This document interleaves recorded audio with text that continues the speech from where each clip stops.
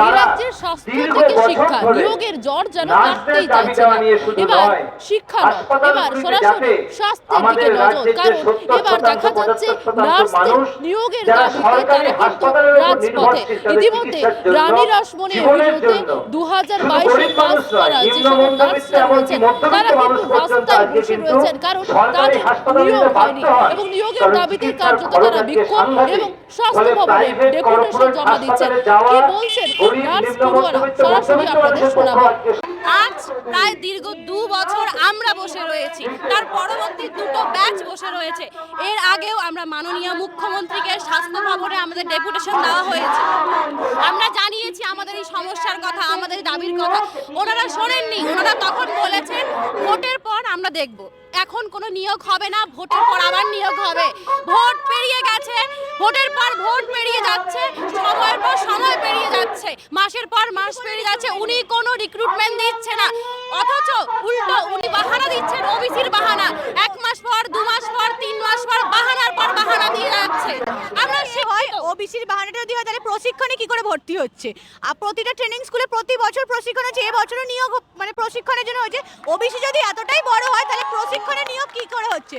কোটাই তাহলে নিয়োগ হচ্ছে, স্টুডেন্ট ট্রেনিং এর জন্য নিয়োগ হচ্ছে, চাকরি দিচ্ছে না। আর আজকে আমাদের লড়াই সবার জন্য লড়াই, কারণ স্বাস্থ্য ব্যবস্থায় এত করুণ পরিস্থিতি, নার্স নেই। আমরা শুধু আমাদের নিজেদের চাকরির লোভে নয়, আমরা সবার জন্য লড়ছি যে সরকারি হসপিটালগুলোতে এরকম বেহাল দশা। 80 জন পেশেন্টকে নিয়ে 2টো স্টাফ দিদি লড়ছে, 2টো স্টাফ নার্স লড়ছে।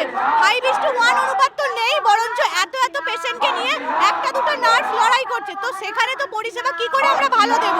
তো সাধারণ মানুষের হয়ে লড়াই, যাতে এই স্বাস্থ্য দপ্তরে নিয়োগটা হয়। মাননীয়ার কাছে একটাই দাবি, আমাদের যোগ্য চাকরি দিন। আমাদের এই হাসপাতালগুলোর বেহাল অবস্থা, আমরা নিজেদের যোগ্যতায় আমরা সেই বেহাল অবস্থা সঠিক করব। উনি চাকরি দিচ্ছেন না, উনি শুধু ভাতা দিচ্ছেন, উনি শুধু অজুহাত দিচ্ছেন, মাসের পর মাস আমাদেরকে শুধু আটকে রাখছেন, শুধু বাহানার পর বাহানা দিচ্ছেন, চাকরি দিচ্ছেন না। মাননীয়া ভোট চাইছেন, চাকরি দিন, আমাদের যোগ্য চাকরি দিন। আমরা আপনার মা বোন সবাই হাসপাতালে ভর্তি হচ্ছে, পরিষেবা পাচ্ছে না।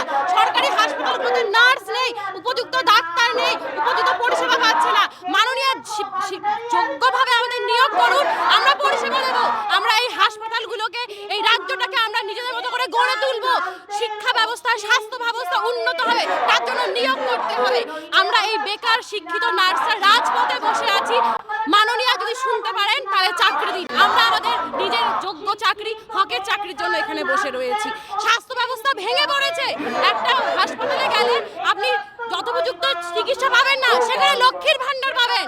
মাননীয়কে বলুন স্বাস্থ্য ব্যবস্থা করতে, স্বাস্থ্যের সাথে কার্ড দিতে হবে না, যথোপযুক্ত ডাক্তার, যথোপযুক্ত নার্স নিয়োগ করুন, স্বাস্থ্য ব্যবস্থা এমনি উন্নত হয়ে যাবে। যথোপযুক্ত মেডিসিন হাসপাতালগুলোতে দিন, এমনি চিকিৎসা ব্যবস্থা ভালো হয়ে যাবে। নিয়োগ করতে হবে, সঠিক পদক্ষেপ নিতে হবে। এইভাবে ভাতা না দিয়ে যথোপযুক্ত চাকরি দিন। আমরা যা চাকরি চাইছি, আমাদের চাকরি চাইছি, আমাদের চাকরি দিন। স্বাস্থ্য ব্যবস্থাকে উন্নত করুন, ভাতা নয় চাকরি চাই।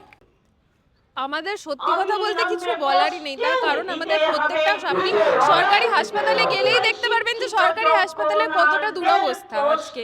মানে একটা 50টা 100টা 150টা পেশেন্টের পেছনে যদি 1-2টো করে নার্স কাজ করে, তাহলে সেখানে স্বাস্থ্য ব্যবস্থাটা কোন জায়গায় গিয়ে পৌঁছেছে সেটা সবাই বুঝতে পারছে। মানে কোনোভাবেই পসিবল না একটা নার্সের পক্ষে বা 2টো নার্সের পক্ষে 150 জন মানুষকে সমভাবে, মানে সমানভাবে কেয়ার দেওয়া।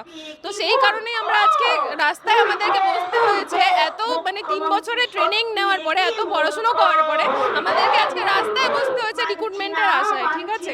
তো আমাদের দাবি ওটাই যে অতি দ্রুত নার্স নিয়োগ করা হোক, আর সেই মানে নার্স নিয়োগটা যেন স্বচ্ছতা বজায় থাকে নার্স নিয়োগের পক্ষে। ব্যাস এটাই আমাদের দাবি, আর কিছু না। রাস্তায় বসতে হচ্ছে। হ্যাঁ, আমরা 2019 থেকে 22-এর ব্যাচ পাস করে বেরিয়েছি। 2022-এ আজকে আমাদের কোনো রিকোয়ারমেন্ট নেই। 3 বছর হয়ে গেল, আমাদের কোনো রিকোয়ারমেন্ট নেই, কোনো জব নেই। অথচ আমরা এই ওয়েস্ট বেঙ্গল রেজিস্টার প্রাপ্ত না, কিন্তু আমাদের কোনো রিকোয়ারমেন্ট নেই। তো আমরা চাই যে আমাদের রিকোয়ারমেন্ট যত তাড়াতাড়ি সম্ভব সরকার যেন বের করে, আমরা যেন সবাই যেন জব পাই। শূন্য পদে সরকারি হসপিটালগুলোতে মানে শূন্য পদে পুরো ফাঁকা হয়ে আছে, কোনো নার্স বেশি নেই, স্টাফ নার্স অনেক কম আছে। সেখানে কেন রোগীরা কেন পরিষেবা ব্যাহত হবে? তো লজ্জা না, স্বাস্থ্যমন্ত্রী হয়েও যদি না পাওয়া যায়, ওনার এদিকে নজরটাই নেই, ওনার নজর অন্য কোথাও। এদিকে আমরা গত 3 বছর ধরে কোনো চাকরি দেওয়া হয়নি, ওনার এদিকে কোনো দিকে। এরকম করলে তো হবে না, না একটা টাইমের পর এবারে তো রিক্রুট দরকার। হসপিটালে উনি যান না, গভর্নমেন্ট হসপিটালে ওনার কোনো কিছু হলে উনি যান উডবান, পিজি হসপিটালের উডবান, স্পেশাল ফর পলিটিশিয়ানদের জন্য। বাট যখন আলাদা ওয়ার্ডগুলোতে প্রত্যেকটা জায়গায় নার্সের একটা বড় গ্যাপ রয়েছে, সেটা ফুলফিল করার দরকার, সেই জায়গাটা করতে হবে। এই জন্যই আমরা এখানে বসেছি, সেই জায়গায় নজর দিতে হবে যেটা ওনার নজর নেই। স্বাস্থ্য ব্যবস্থা এটা সহানা দিয়ে দিয়ে বন্ধ করে রেখেছে। আমরা 2022 থেকে পাস আউট করে বেরিয়েছি, 2024-এও বলেছিল যে নার্সিং রিক্রুটমেন্ট বেরোবে, কিন্তু এখনো পর্যন্ত কোনো বেরোয়নি। কেন বেরোচ্ছে না? ওবিসি মামলা নিয়ে কেন এই ফালতু বাহানা কেন দিয়ে রেখেছে? বছরের পর বছর স্টুডেন্টরা পাস আউট করে বেরোচ্ছে, কিন্তু কোনো রিক্রুটমেন্ট নেই। কেন রিক্রুটমেন্ট নেই? আমরা রিক্রুটমেন্টের জন্য দাবি জানাচ্ছি, আমাদের দাবি মানতে হবে। দিদি অনেক কিছুই বলেন কিন্তু করেন দিনের শেষে জিরো। স্বাস্থ্য ব্যবস্থা উনি যেখানে বলছেন, উনি কতবার গেছেন হসপিটালগুলোতে? উনি কটা ওটিতে ঢুকেছেন, কটা নর্মাল ওয়ার্ড, কটা জেনারেল ওয়ার্ডে উনি গেছেন? একটা পেশেন্টের কটা পেশেন্ট থাকছে, তার এগেনস্টে কটা স্টাফ নার্স দিচ্ছে সেখানে পরিষেবাটা উনি এটা দেখেছেন? উনি জানেন না। উনির কাছে যেটুকু ইনফরমেশন গেছে, প্রপার ইনফরমেশন ওনার কাছেও নেই। একটা হসপিটালে একটা ওয়ার্ডের এগেনস্টে কটা নার্স আছে, এই ইনফরমেশনটাই ওনার কাছে নেই। সেই ইনফরমেশনটা ওনার কাছে পৌঁছানো দরকার। আজ 3 বছর ধরে কোনো রিক্রুটমেন্ট হয়নি, তারপরে গিয়ে আমরা বসেছি। প্রতি বছর নতুন নতুন ব্যাচ বেরিয়ে যাচ্ছে।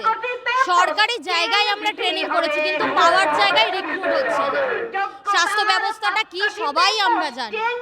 এবার সবকিছু জেনে ওনার কাছে যদি না ইনফরমেশন থাকে, এটা ওনার ব্যর্থতা, আমাদের না। আমরা বেকার রেজিস্ট্রেশন প্রাপ্ত নার্স, তো আমরা এখানে এসেছি যাতে আমাদের পার্মানেন্ট রিক্রুটমেন্টটা হয়। গত 2.5 বছর ধরে রিক্রুটমেন্টটা বন্ধ রয়েছে, তো এখানে আমাদের কিছু করার নেই, যেটুকু আমরা করছি যাতে আমাদের রিক্রুটমেন্টটা হয়, কোনো কন্ট্রাকচুয়াল পদ বা বেকারত্বের জ্বালা থেকে মুক্ত হয়। এই দাবিতেই আজকে আমরা এখানে এসেছি। দেখুন, ডেপুটেশন তো জমা দিতে হবে, কারণ এই যে পুরো সিস্টেমটা রয়েছে এটাকে ঠিক মতোই করতে গেলে স্বাস্থ্য ভবনকে আমাদের জানাতে হবে। আমরা যে বেকার রয়েছে সেই জিনিসটাকে স্বাস্থ্য ভবনকে জানাতে হবে। অবশ্যই তারা জানে, কিন্তু তারা জেনেও না জেনে ভান করে রয়েছে।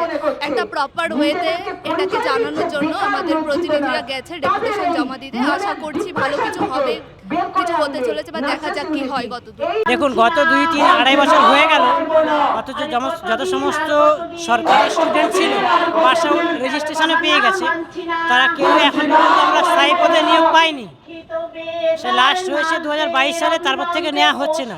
সেই জন্য আমাকে সমাবেশ করেছে সবাই মিলে, নিশ্চয়ই বুঝতে পেরেছি।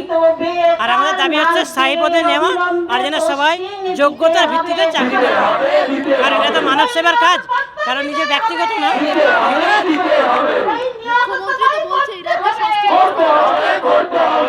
দেখুন, কে কি বলছে আমরা তো জানি না, যেহেতু আমরা স্বাস্থ্যমন্ত্রীর কাছে ডেপুটেশন জমা দেব। আমরা যতদূর জানি যে এখনো প্রপার নার্স নেই। হয়তো এখানে জেনারেল বেডে 1:5 থাকার কথা, সেখানে উপযুক্ত নার্স নেই।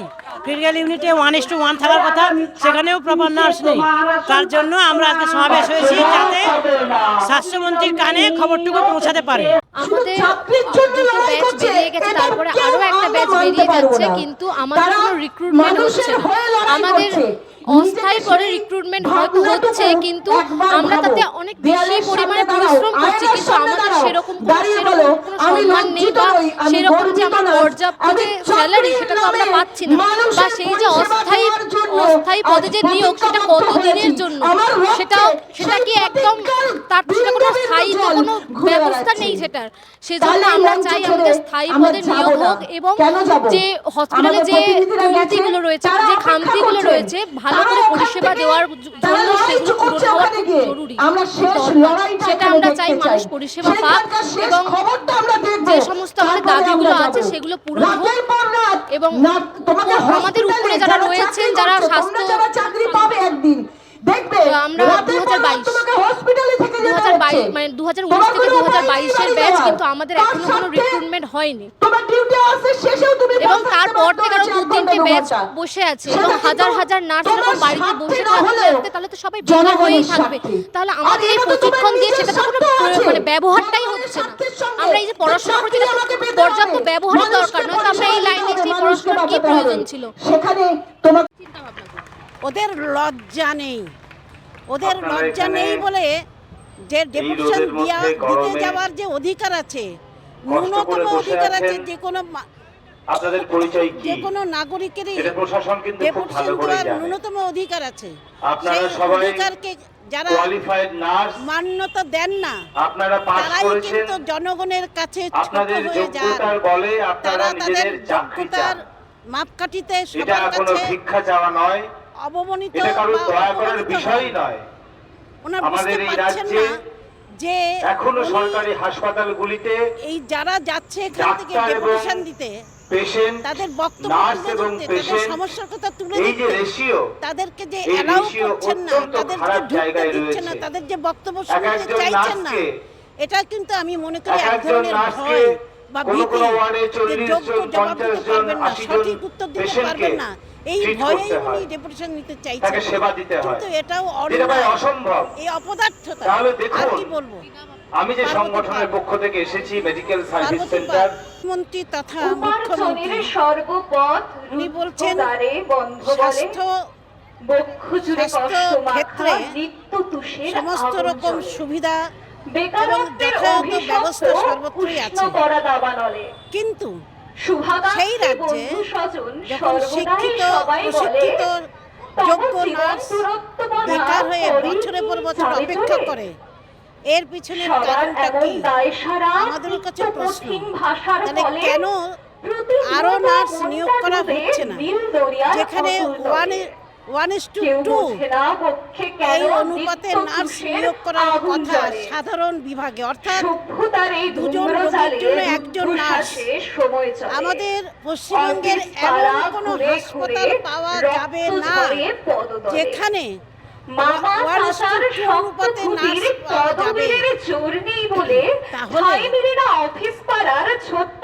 সঠিক পদক্ষেপ নিয়ে মুখ্যমন্ত্রী পরিষেবা বজায় রাখছেন কি করে? উনি কি জানেন যে পরিষেবা দিতে গেলে কতজন রোগীর জন্য একজন নার্স দরকার হয়? উনি কি জানেন?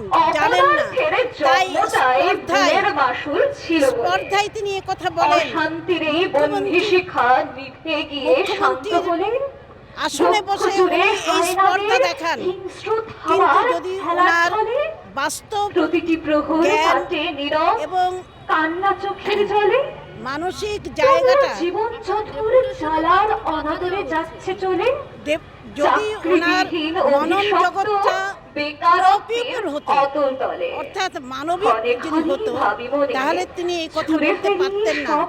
সঠিক 25 বছরের জমানো বাস্তব সব পরিস্থিতি যেটা, সনদ উনি দিয়ে বলতেন বড় যে বড় আমার এতটা ঘাটতি আছে, ভাসিয়ে আমি দেই অবিলম্বে অভিষিক্ত ঘাটতি পূরণের চেষ্টা দুই করব। নয়নের কিন্তু নোনা জলে তা না বলে উনি নমস্কার। কন্টিনিউয়াস বলে যাচ্ছেন আমার স্বাস্থ্য ব্যবস্থা পুরোপুরি সঠিক আছে, এর থেকে ভালো করা যায় না। অসংখ্য ধন্যবাদ কিন্তু দিদিকে একটি উনি তো জানেন যে বছর সুন্দর পর আবৃত্তি বছর করার নার্স জন্য। নিয়োগ করা এরপরে হচ্ছে যারা না। নৃত্য পরিবেশন এই করবে, মতো অবস্থায় কেন sorry, প্রশিক্ষিত যারা নার্স সঙ্গীত রাস্তায় পরিবেশন নামছেন? করবে, তারা এটাও যেন তাকে ready থাকে। উত্তর দিতে হবে। তারপরে আজ হোক কাল হোক আমাদের উত্তর দিতে হবে। উত্তর ডেকে আমরা নেব নিয়েই ছাড়বো। স্টেট বাংলা হান্টের আরও খবর দেখতে নজর রাখুন।